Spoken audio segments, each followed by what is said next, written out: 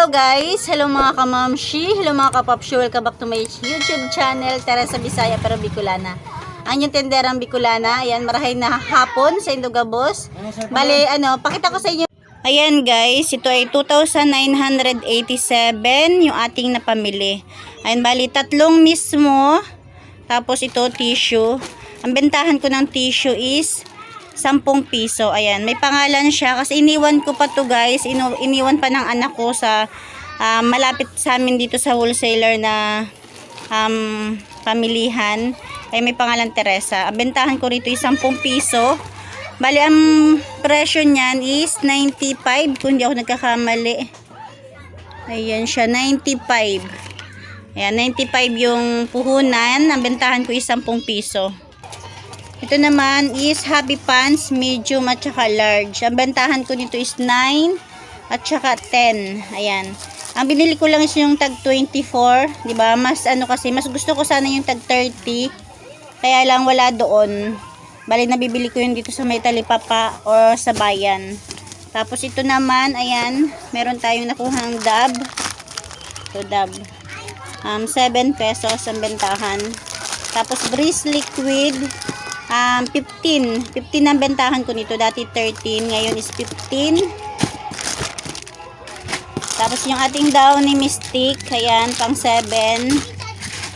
Yung ating Toyo is pang 11 ko to dati, ngayon is iti 12 ko na siya. Ang ingay ng mga bata. Ayan, iti 12 ko na, lalagyan ko to ng sulat ng 12 kasi alam na mga anak ko is 11 to. Tapos yung ating 8x11 na sure. Ayan. Calypso. Ang bentahan ko naman dito is 12 pesos. Shampoo Head and Shoulder 7 pesos. Palmolive 7. Copico Blanca Twin Pack is 13 pesos. Itong ating Bear Brand Swak is 12. Mga candy na to. Kunti lang naman to. Ayan, honey. Ang honey is 3 piso isa, 2 piso, 2. Tapos Rexona pang 9 pesos. Tapos yung ating mga dilata ito. Ito bentahan ko na nito is 32. Dati ay 30, ngayon is 32. Yung Mega is 22 pa rin. Ayan. Yung ating Argentina is 22 pa rin naman to. Ito is 22. Flex and Oil 32. Ano pa ba? Wala na. Ayan, 32. Ito is 22. Wala naman pala, 'di ba?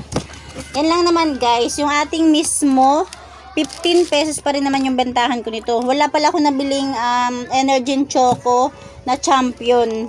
Ayan guys, alam nyo ba yung Energin Champion sa Pure Gold, ang puhunan is 14.20. Dapat ang bentahan ko noon is 16. Kaya lang baka wala nang bumili. Kaya pinag-15 ko lang. Tapos hindi ko nasubukang bumili dito sa malapit sa amin para makita ko sana kung magkano yung puhunan kumpara sa Pure Gold. Kasi sa grocery, walang Champion Energin. Ayan. Ayan guys, bali yun lang naman yung napamili namin sa halagang 2,987. Tapos yun nga sabi ko 'di ba, yung hindi ako nakabili ng Energin Champion na twin pack. Gusto ko sana subukan dahil sa Pure Gold nga 'di ba, ang puhunan niya na is 14.20. Dapat ang bentahan na noon is 16. Kaya lang medyo nag-alangan nga ako dahil sa ibang grocery naman is nabebenta ko lang yun ng 13. Kaya ilanganin na is 16 ko siya, kaya pinagpi-15 ko lang.